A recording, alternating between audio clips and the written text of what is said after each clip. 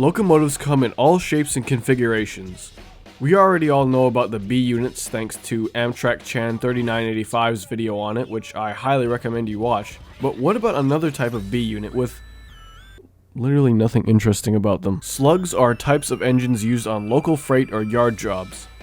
These engines actually lack engines, funny enough. They come in all shapes and sizes and are rebuilt from all kinds of engines, from Alcos to Baldwins to GMDs or GEs. They have limited electric power and functioning traction motors to increase tractive effort when switching. They're usually filled with concrete or ballast to increase weight for better tractive effort with the mother unit. There's two main types of slugs, and in this video I'm gonna yap your ears off about them. Without further ado, let's talk about slug bugs. If you see one, punch your friend in the arm out of nowhere and don't explain yourself. Oh wait, that's for the Volkswagen Beetle.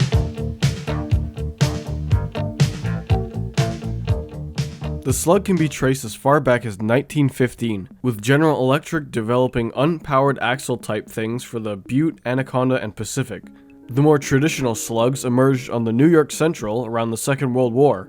They'd take old box cab electrics, rip the guts out, and pair them with diesel switchers that were on the roster at the time. The concept worked, and more railways like the Canadian Pacific, the Illinois Central, the New Haven, the Southern, and the Western Maryland caught on over time. More often than not, instead of wasting brand new frames for slugs, railroads would cut down unreliable first-generation diesels, like stuff from Alco, MLW, Fairbanks Morse, and Baldwin. Now let's yap about the two types of slugs.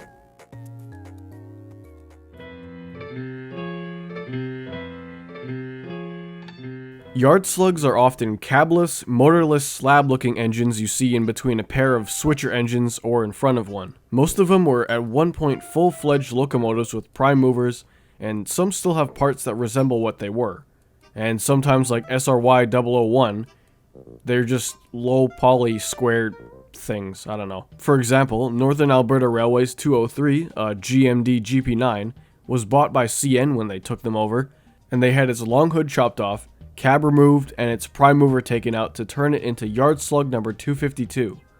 CSX 1017 was built as Pennsy RSD 15 8614. After being on the Pennsylvania, it was actually chopped down to a slug by Conrail and eventually handed down to CVS. In some cases, slugs were built by the manufacturer, like CP's booster units B100 to B103. Oh yeah, speaking of the Southern Railway of BC, their former CN slug has a zero emission sticker on it, which is just pure comedy gold. Like, yeah, no, there's negative 10 emissions coming out of this guy.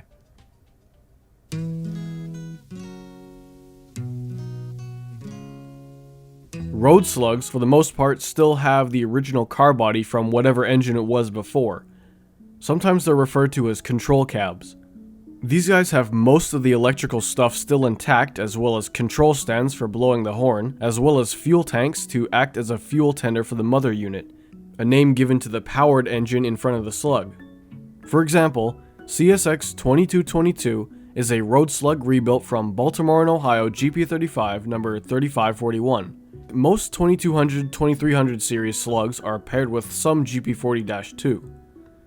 Union Pacific 125, with the reporting mark UPY, is a slug rebuilt from a Mopac B23-7. Same sort of thing, but this one doesn't have a fuel tank. And lastly, CP 1128 is a road slug built as GP35 5021. Of course, this is the slug I know the most about because I've been stalking it for over a decade now. CP, in the mid-2010s, phased out these units as they had more than enough road switchers to power yard or local jobs by themselves, or in pairs. CP also had some former SW-type slug units in the late 90s, but these were phased out throughout the late 2000s and early 2010s for pretty much the same reason. Now, it seems like as of this year, CN has started to standardize its fleet even more than in the past decade, seeing as they're retiring tons and tons of older GE, GMD, and EMD power. Passing by CN's Symington Yard recently, I've seen pretty much all the local slug units tied up in a row awaiting their fate.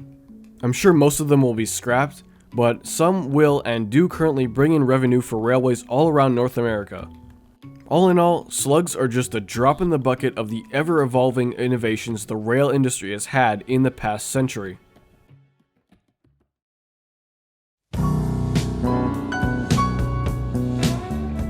Why is there an actual cabbage you can buy called the Amtrak Cabbage? Amtrak also has some of their own slug type engines.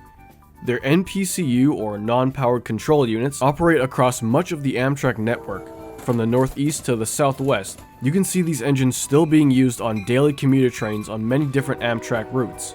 A majority of them were rebuilt from older F40PH locomotives retired from service in the mid-90s, of course after the arrival of the early Genesis fleet. They're simply used to reduce operating costs.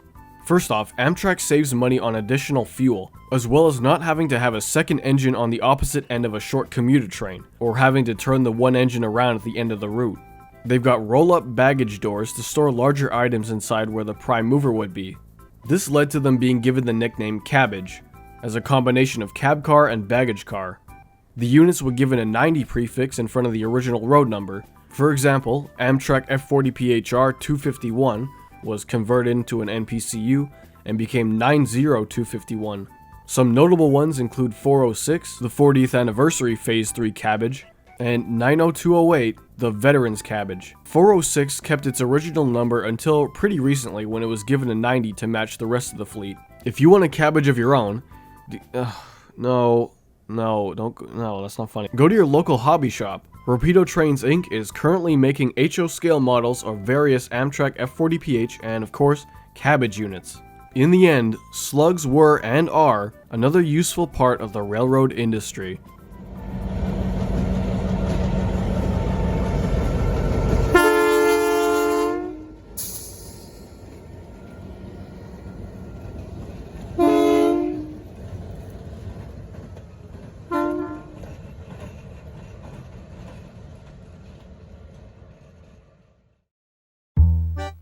Well, folks, I can't do that.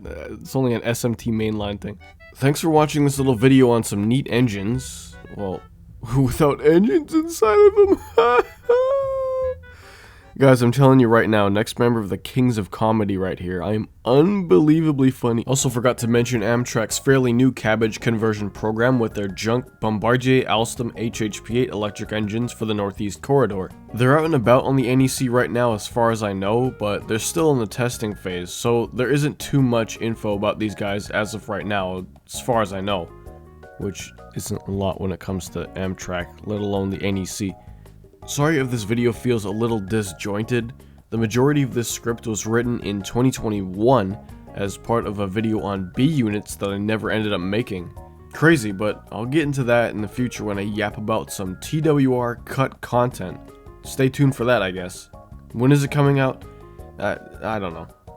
Otherwise, big thanks to the channel members. Feel free to join the cult for access to exclusive videos, updates on upcoming videos, and a special role in the Discord server, which you could check out for free. Huge thanks to all who offered to or did send in photos and videos of the slugs and cabbages. And of course, feel free to like, comment, and subscribe for more mediocre choo-choo train motion fixtures. As always, be nice in the comments, don't diddle kids, don't derail trains for clout. See you next Tuesday.